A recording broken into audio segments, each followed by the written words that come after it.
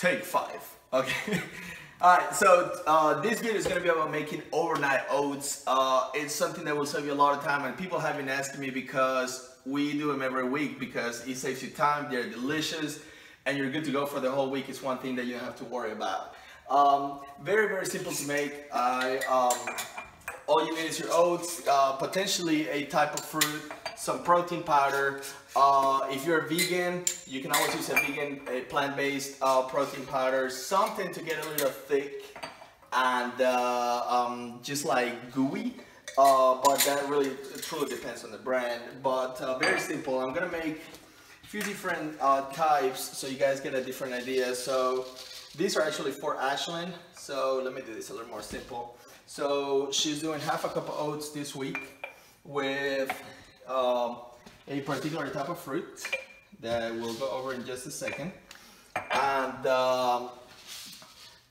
when it comes to the fruits that you use, it's really up to you and what works better for you. Ashlyn in particular, she loves freaking bananas and she responds really good to them. I don't respond well to them.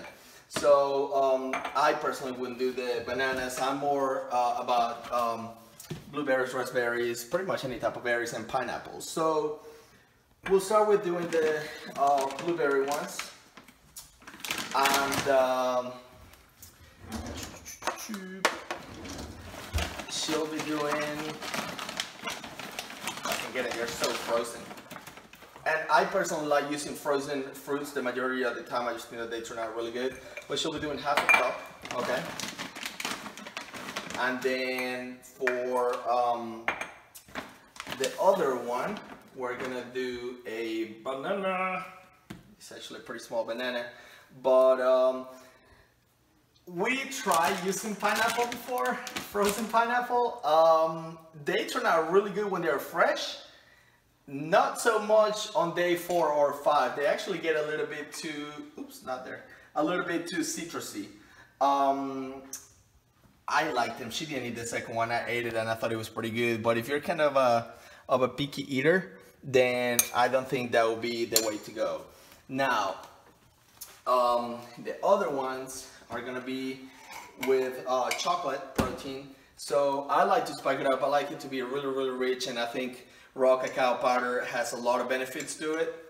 And so I tend to add about a tablespoon and a half to the chocolate ones. For her, for myself, I like it to be really bitter, so I normally do about 2–2.5. So the chocolate one's really, really easy.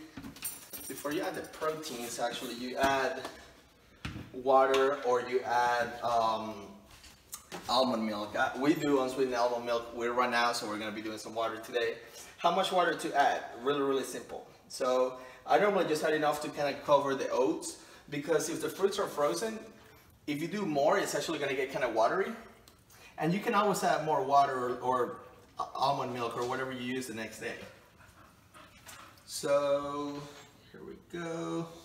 And I'll get into the spices in a second. Nothing specific, guys. It really depends on the consistency, and just play by ear. I mean, I'm not one to measure, as you can tell, but if you're more about being precise and everything, like Ashlyn, then you can measure, you know, every bit of everything that you do. So I'm doing 1 scoop of the high-fit vanilla protein for these guys. And I would actually suggest that you use less liquid to begin with, because it's easier to add if it's not, you know, mixing well enough, versus if it's too watery, then it's kind of hard to eat.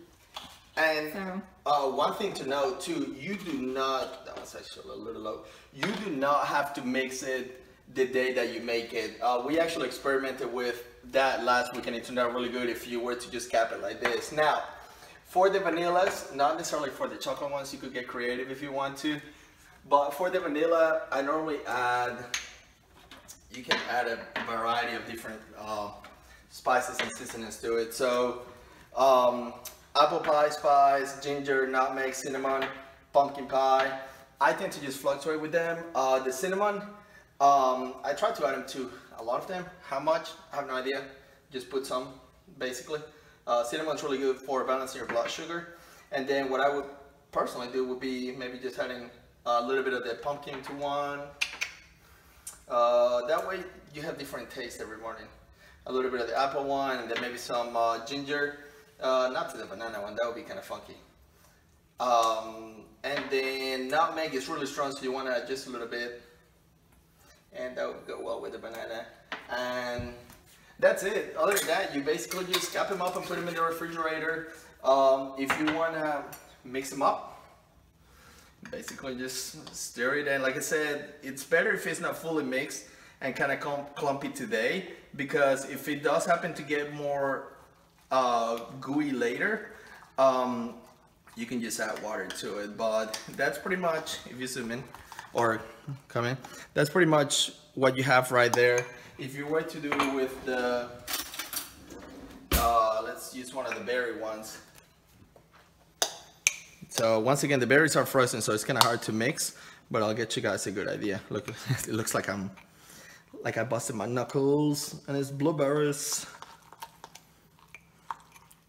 So, and once again, you could do it probably with apples.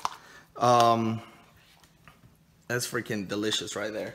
So you could do it with apples, you could do it with strawberries only, frozen, fresh, it doesn't matter. They're all gonna turn out really, really good. My favorite, chocolate with raw cacao powder. However, you can't beat the vanilla with the blueberries. So anyways, really easy. All you gotta do is put them in the refrigerator, pull them out every morning, and you are good to go.